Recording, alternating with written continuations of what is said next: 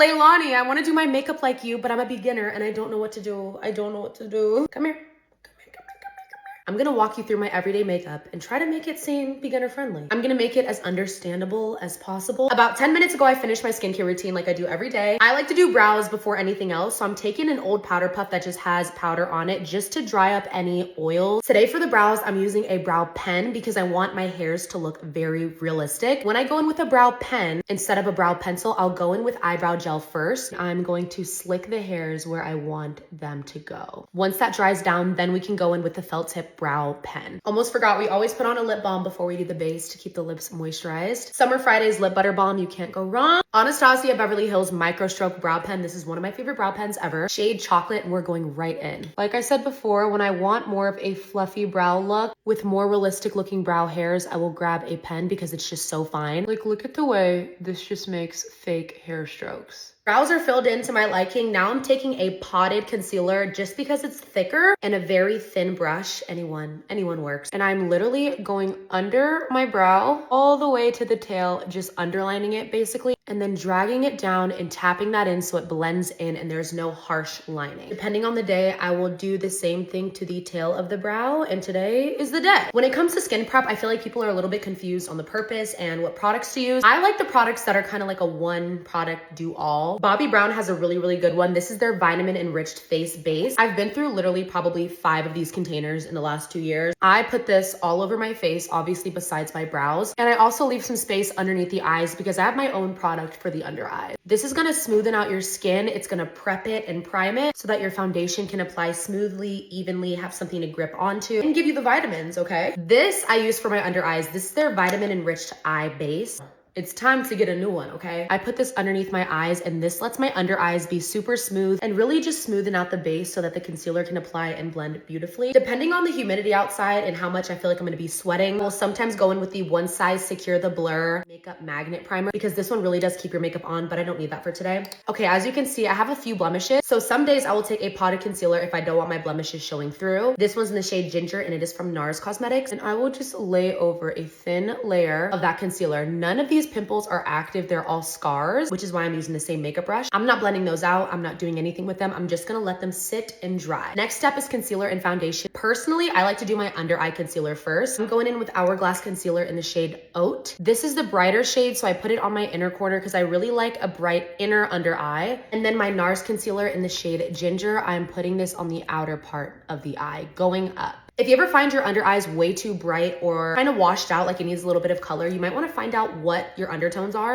I love going with the color corrector by Huda Beauty in the shade Peach and just putting a little bit of that. It adds life into the under eyes rather than just being a bright ghostly under eye, if you know what I mean. I'm gonna go wet my beauty sponge and completely dry it out with a towel to make sure all the water is sucked out, but it is full. Okay, now she's soft, but before I go in with this, I'm going in with a concealer brush. This is totally optional. The technique I use, I just like blending it out with a stubby concealer brush before flattening it out with a beauty blender. So I will basically just stipple this into the skin, just tapping out the outer parts of that concealer first so that it seamlessly fades into our skin, and we haven't even put the foundation on yet. You guys see how the luminosity under my eye remains? That is something that the skin prep does. You can't get that without skin prep. Once that under eye is blended out, then I'm going in with my beauty sponge and I'm just going to lightly blend on top so that there are no streaks, everything lays flat, everything is diffused and blended beautifully. Look at the difference with that beauty sponge on top versus without. It's more harsh. It's just so soft when you use this after. I would say my number one tip with learning how to do makeup is being patient and soft. If I just quickly blended my under eye out, it would not have the same finish as if I took my time and blended it with those 2 steps. For foundation, I'm going in with my NARS Light Reflecting Foundation. You might have heard of this before. It is a lot of people's favorites because of the radiant, glowy, natural finish it gives. The concealer we use to spot conceal is dry, so I'm comfortable with going in foundation now. Taking my foundation, I'm just going in stippling motions in circles, kind of dodging that under eye, but trying to seamlessly blend into it, if that makes sense. I'm blending into the under eye, but not covering it because we want that brightness to show and not be covered. Don't forget to get in between the eyebrows because I know it's hard to get in between there, especially if they're done before the makeup. Going in with the butt end of my beauty sponge, I'm just pressing that foundation into the skin. Taking my more tan shade of concealer, I'm adding a little bit more under the eyes just to bring back what some of that foundation covered, along with putting some concealer in my T-zone just to kind of make the center of the face more bright than the rest. I just go straight in with my beauty sponge to blend this out. As we can see now, the center of the face is more bright focused and the outer parts are our skin tone. Now we want to work with all cream products before we start setting with powders. Now it's time to add some dimension. I'm going in with cream bronzer. Contour has more grayish tones. I want to be more bronzy and warm. I'm going in with the Refi cream bronzer. As you can see, I love this, with a bronzer brush, and I'm going to tap just below the high points of my cheeks. You don't want to go too low because it's going to make your face drag down and appear longer. And you don't want to go too high because you want to save some placement for the highlighter and blush. Right here between the tail of my brow and my hairline is where I like to start, and I just follow. As you can see, the shade is not too deep because I am going to go in with a powder bronzer. I like focusing this on the temples, right there on the high points of the cheeks, and a little bit around my chin just to shape up. I'm also going to contour my nose, but later with the powder instead of the cream version of bronzer. Quiz, what's next?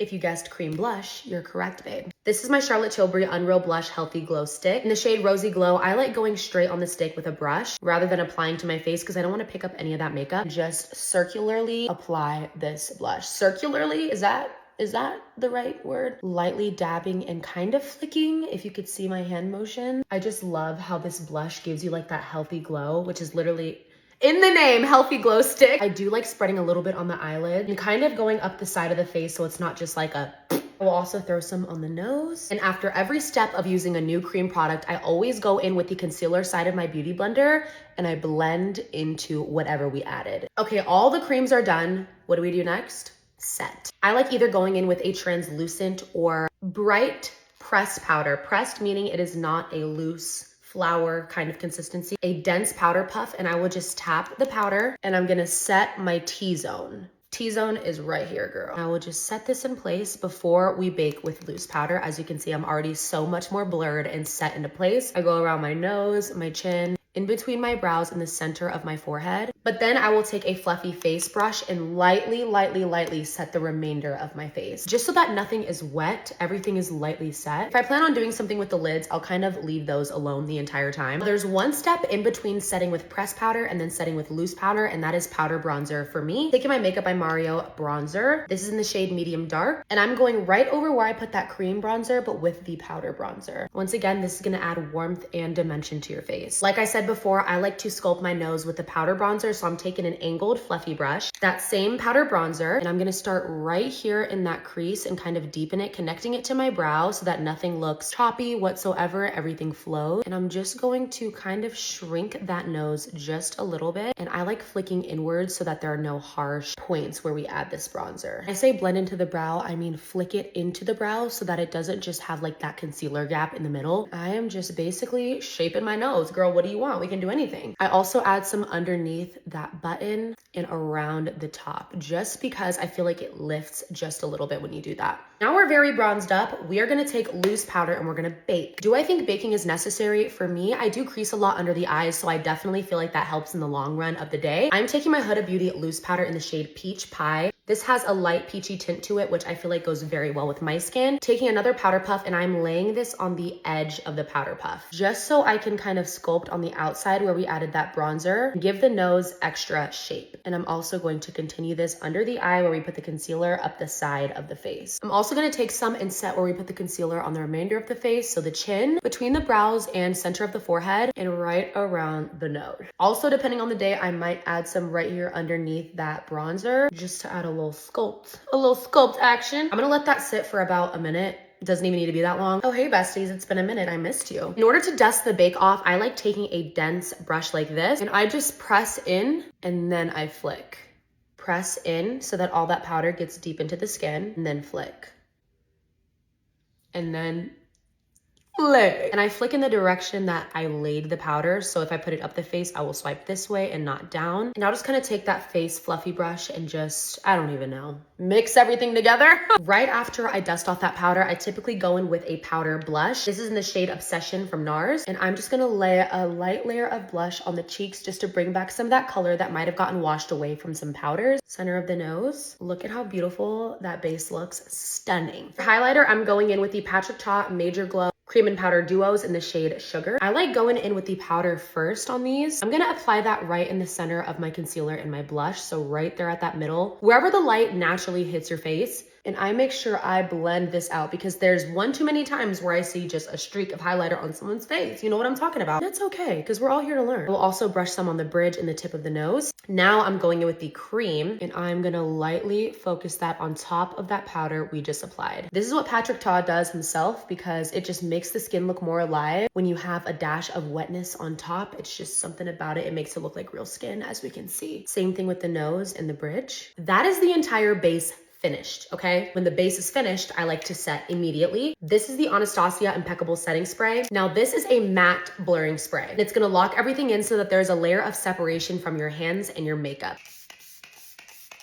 I also like going in with a waterproof setting spray after. This one is from Tier. You never know if water's gonna cross our way in the day, okay? Make sure there's a good amount of distance from your hand in the spray. Because if you're spraying right here, girl, your makeup's coming off. It doesn't matter if this is waterproof. I'm gonna quickly go over what I do for the eyes. Not really an in-depth eyeshadow tutorial because I'm not gonna do much with it, but here are the steps. I go in with an eyeshadow primer every time or a base. This is the P. Louise Base Pro in the shade Rumor 04, and I just add a little bit. This is gonna lay a base color on your eyes so that it sort of blends into the rest of your skin. I do this step regardless on if I'm putting any eyeshadow on because as you can see, we put nothing on the lid, so we don't just want it to look like real skin and then makeup on the rest. I blend that out with a concealer brush, and towards the edges where it meets my foundation, I will get a beauty sponge and blend it out so that it is one seamless.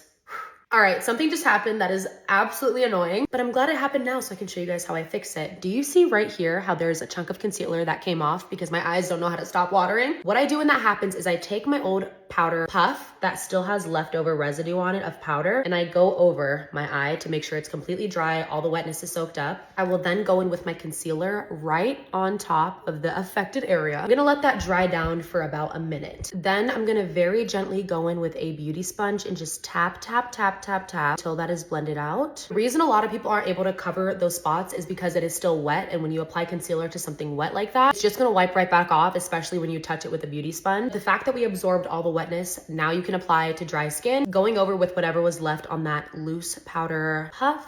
And look, we are back in business, baby. Like nothing ever happened, okay? Okay, eyeshadow base is on, and today I just wanna add a little tiny bit of color and warmth. So I'm taking my Natasha Denona Golden palette, going in with shade Sandstone. I'm literally just gonna focus this on the center and diffuse out, just to add a little bit of smoothness and warmth on the lid. And I mean just a little bit, because today I didn't want anything too crazy. Lashes, step one is curling them. Make sure you're very careful with this, especially if you are not used to it. I just make sure I have all my lashes and I give it a good clamp, clamp, clamp, clamp, clamp.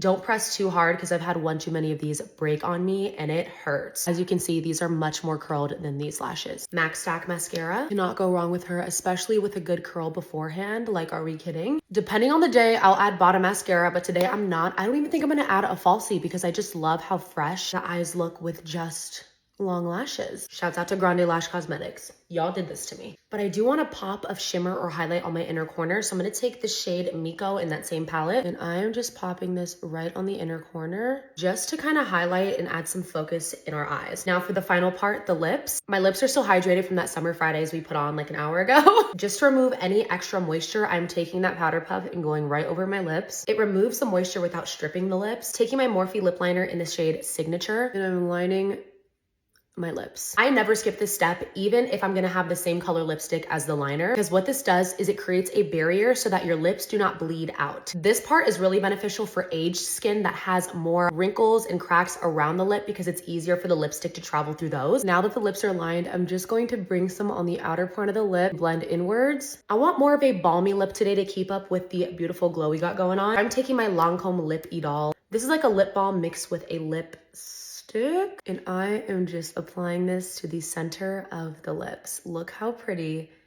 that is. Oh, this is stunning. This is stunning, babes. I'm also gonna top it with some Too Faced Kissing Jelly Gloss just for a little more, just for a little glow.